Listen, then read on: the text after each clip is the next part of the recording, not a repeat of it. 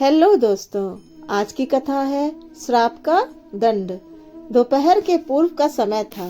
वैकुंठ लोक में भगवान विष्णु के द्वार पर दो प्रहरी पहरा देने के उद्देश्य से खड़े थे। उन प्रहरियों में एक का नाम जय और दूसरे का नाम विजय था। जो भी भगवान विष्णु से मिलने के लिए जाता उसे प्रहरियों से अनुमति लेनी पड़ती थी। स्वयं भगवान विष्णु का आदेश था, कोई भी अनुमति के बिना भीतर प्रवेश न करने पाए। जय और विजय दोनों बड़ी दृढ़ता के साथ अपने कर्तव्य का पालन किया करते थे। दूसरों की तो बात ही क्या, स्वयं रमा को भी वे भीतर जाने से रोक देते थे। एक बार रोके जाने पर रमा ने क्रुद्ध होकर उन्हें अभिशाप दे दिया था, किंतु फिर भी वे अपने कर्तव्य पालन में ढिलाई नहीं करते थे। संयोग की बात है, सनकादि मुनि भी भ्रमण करते हुए भगवान विष्णु के दर्शनार्थ द्वार पर जा पहुँचे। सनकादि मुनि बहुत बड़े भक्त और ज्ञानी थे। वे प्राणियों का कल्याण करने के उद्देश्य से तीनों लोकों में भ्रमण किया करते थे। वे जहाँ भी जाते मोह और आसक्ति के बंधनों से छुड़ाने के लिए ज्ञान उपदेश किया करते थे। सनकादि मुनि 6 द्वारों को लांघते हुए भीतर चले गए। जब 7वें द्वार के भीतर दाखिल होने लगे तो द्वार पर खड़े जय और विजय ने उन्हें रोक दिया। उन्होंने कहा, अनुमति के बिना भीतर प्रवेश करना निषिद्ध है। सनकादि मुनि रुक गए। उन्होंने जय और विजय की ओर देखते हुए कहा, हमारे लिए भी निषिद्ध है। हम भगवान के अनन्य भक्त और प्रेमियों में हैं। जय और विजय ने उत्तर दिया, आप कोई भी हो, अनुमति के बिना भीतर नहीं जा सकते। स्वयं भगवान का ही आदेश है कि बिना अनुमति किसी को भीतर न आने दो। स्वयं रमा को भी इस नियम का पालन करना पड़ता है। यद्यपि जय और विजय ने नियम का पालन किया था, किंतु सनकादि मुनि ने उस नियम पालन से अपने अपमान का अनुभव किया। वे क्षुब्ध हो उठे। उन्होंने जय और विजय की ओर देखते हुए कहा, यह विष्णु लोक है। विष्णु लोक में वे विष्णु भगवान रहते हैं जो भेदों से परे हैं, जो प्रेम के प्रतिरूप हैं। इस लोक में जो भी प्राणी रहता है उसके हृदय में भेदों का विकार नहीं रहता। वह सम होता है, एक रूप होता है।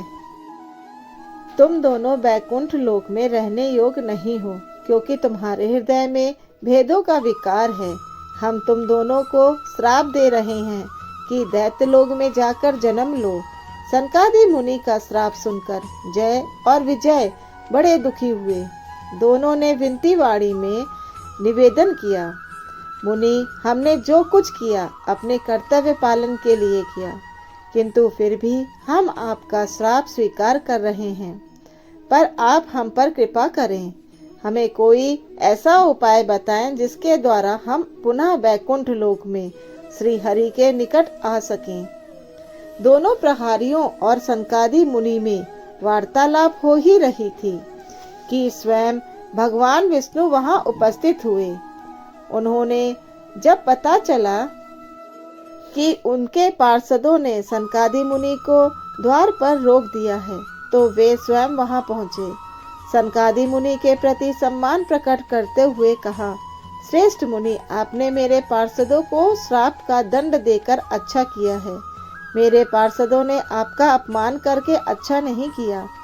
आपका अपमान मेरा अपमान है। भगवान विष्णु की विनम्रता ने सनकादि मुनि के हृदय में आनंद का सागर उड़ेल दिया। उन्होंने परमानंदित होकर कहा, भगवान आप धन्य हैं। आप इन सद्विचारों के कारण ही महान हैं।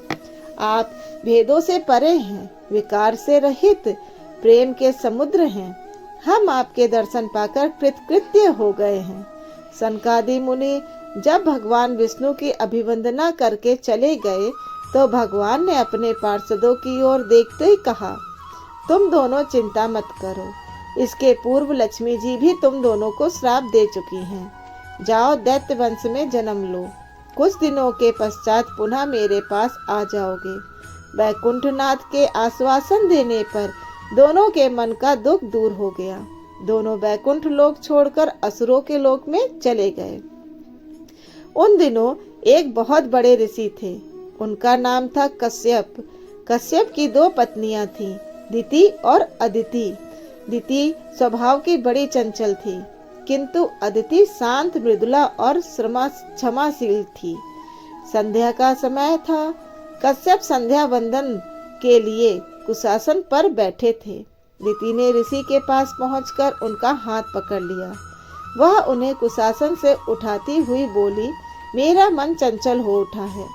आप मेरे पति हैं, आप मेरे मन की चंचलता शांत कीजिए। ऋषि ने कुशासन से उठते हुए उत्तर में कहा, दिति, तुम्हारे मन की चंचलता तो शांत हो जाएगी, किंतु तुम्हारे गर्भ से जो संतान उत्पन्न होगी वह बुरे विचारों वाली होगी।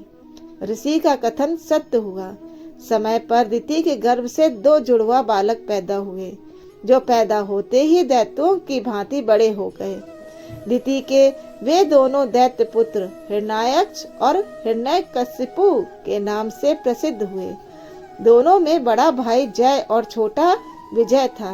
भगवान के हाथों मारे जाने के कारण दोनों बैकुंठ लोक में गए और भगवान के द्वार के पार्षद हुए। जय और विजय की कथा हमें यह बताती है कि कर्तव्य का पालन करते हुए हमें उचित और अनुचित पर विचार करना चाहिए। धन्यवाद।